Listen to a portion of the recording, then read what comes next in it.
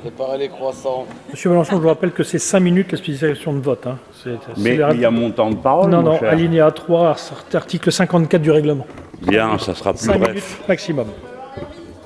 Il est donc 6h moins le quart du matin. Je pense que la première chose qu'il y a à dire à cette heure, c'est la protestation contre une telle situation. Nous allons maintenant procéder au scrutin. Et ceux qui, sans aucun doute, vont le savoir, parce que nous allons le faire savoir, vont comprendre quelle folie c'est, même en deuxième lecture, de débattre à 5 heures du matin des discriminations. Je vais donc mettre aux voix l'ensemble du projet de loi. Je vous prie de bien vouloir regagner vos places. À 3 heures du tarif de l'électricité et à cette heure-ci de tout ce que nous venons d'entendre, tout ça est absurde. C'est une folie. C'est certainement la forme la plus grave de dysfonctionnement de la vie du Parlement. Le scrutin est ouvert.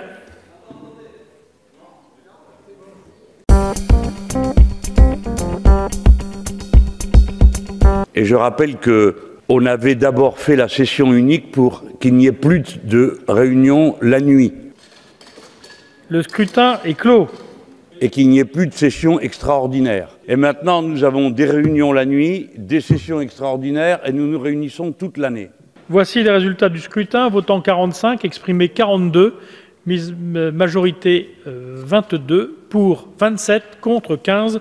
Il n'y a pas pire façon de montrer que le Parlement ne se prend pas lui-même au sérieux, parce que personne ne peut croire qu'on puisse discuter, même quelle que soit la bonne volonté que chacun d'entre nous y a mis, sérieusement de tels sujets, dans de telles conditions. Sauf ceux qui, parmi nous, sont des êtres humains d'une qualité particulière, supérieure à tous les autres, et qui sont capables de travailler dans ces conditions. D'autant que le sujet, tout de même, l'avenir de l'entreprise, son adaptation au XXIe siècle.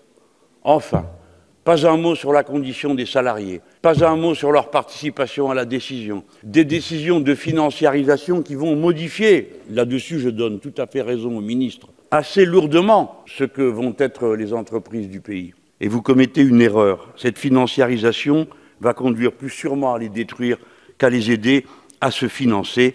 C'est la leçon qu'on a pu tirer partout, dans toutes les parties du monde où ce type de dispositifs ont été adoptés. L'Assemblée nationale a adopté le projet de loi. Au passage, les gens finiront par comprendre qu'on a aussi commencé à préparer la fin de la retraite par capitalisation et commencer la fin de la retraite par répartition et commencer la retraite par capitalisation. Tout ça est absolument incroyable. Et évidemment, le gros morceau, c'est la privatisation à laquelle personne ici n'a pu donner une réponse satisfaisante pour l'esprit.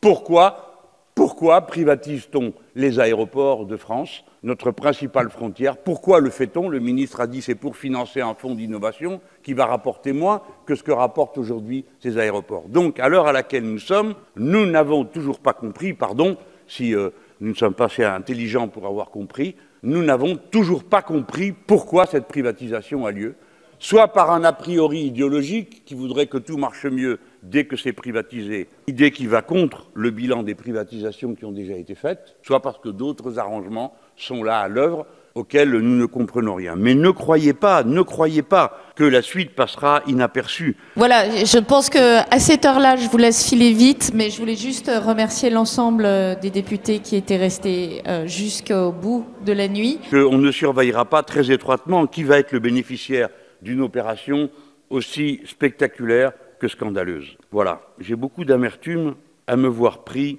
comme mes collègues, dans cette forme de travail. Collègues de la majorité, vous êtes 315, vous êtes d'astreinte une fois tous les mois et demi. Nous sommes un groupe de 17, nous sommes d'astreinte tous les 3 jours. Ce que nous venons de vivre, nous allons le payer maintenant dans les jours qui suivent.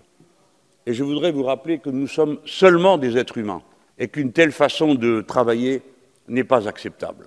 Je demande vraiment que le bureau de cette Assemblée se saisisse une bonne fois des problèmes de cette nature. 6h moins 10 du matin.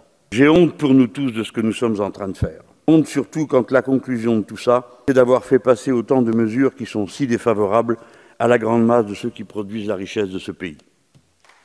Pour cette loi qui me paraît importante, une loi pour l'emploi, une loi pour l'épargne populaire, et je vous souhaite un bon week-end. Merci.